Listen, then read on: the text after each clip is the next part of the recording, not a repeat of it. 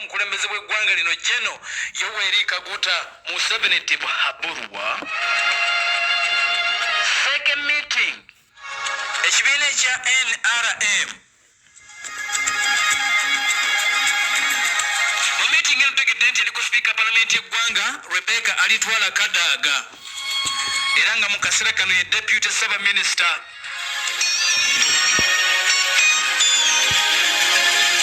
Yagenda maaso n'okuba nti avaayo n'adiscassinga nga bali wamu n'omukulu General Yoweri Kaguta Museveni ne badiscassinga ku nsonga eya akawumbi kamu obukadde lusaamu ensimbi ezagenda maaso n'okuba nti zeesiwa.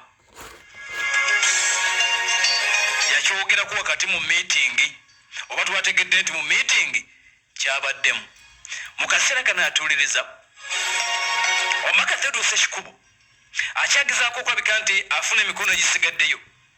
Enamba ayinza okuba nga yagimanyi kubulabe bagamba nti basigaza 10 ekyanga bagamba tusigaza 11. Ayagala kutalaga ggwanga nga bwetwakutegeezezza nti agenda anoonya emikono egisigaddeyo. Newankubadde ensowera yeegamba ayagala kulabisa babaka abaganya okuteekako emikono okulabika nti baleeta ekiteeso kiyitemu bafuumulwe bakomishona ba palamenti abeegabira atuliriza omusimbi. Kati amawulire gageze maaso n'okuba nti gategeezezza mu second meeting eyatudde Rebecca Alitwala Kadaga yakozesezza omukisa gw'okubeera kwa Pulezidenti Yoweri Kaguta Museveni. Mwennyini yabitandise ng'ayagala Pulezidenti Yoweri Kaguta Museveni yennyini.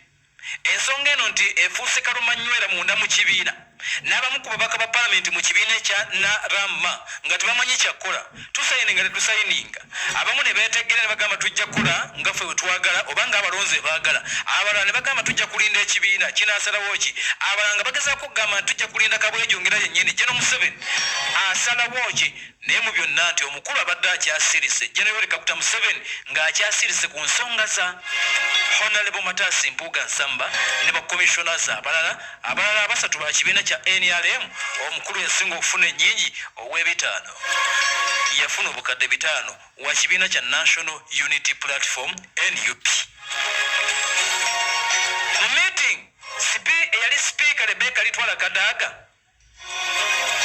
ateeka ku nninga oba si mu mbeera ya kuteeka ku nninga asaba omukulembeze w'eggwanga nti kakati nga bwe tukuŋŋaanyi wano ffe tukulira ekibiina kino ekya NRM tubadde ssebo twagala okuwulira ogamba ki ku kyaba komishona. What is your take? What is your position? Twagala kumanya. Kakati oluvannyuma lwa sipiika kuba ye Rebecca Alitwala Kadaga yavayo n'ategeeza n'akyatwalula n'agamba nti ebyaddala ensimbi zino tezaali mu mateeka nganzi yali sipiika ye position ye agamba nti tezaali mu mateeka yadde omulundi gumu n'akatono. Service award was illegal. Kati nze maze President Museveni nti yakona okona kitegeeza okusirika yagaana okusalawo ku nsonga ezo nti tezaali mu mateeka oba era n'ategeeza n'agamba nti ajja kulabika nti ye fokasi ya kulwanyisa buli bwanguzi mu palamenti naye ng'aganye specifically okwogera ku nsonga za Honorable Matasi Mpuuga Nsamba ne bakomishoners abalala basatu. President yagaana okuwa position ye nkyamu oba si nkyamu akyasirise era nti mu meeting teyavuddemu yadde ekigambo ku nsonga eyo. Ye n'ategeeza nti ali mu kulwanyisa buli bwanguzi obwawamu lutalo lwawamu nti kano kasonga katono nnyo. Mpuuga Service Award is a very small component gy'atayinza kumalirako nnyo budde.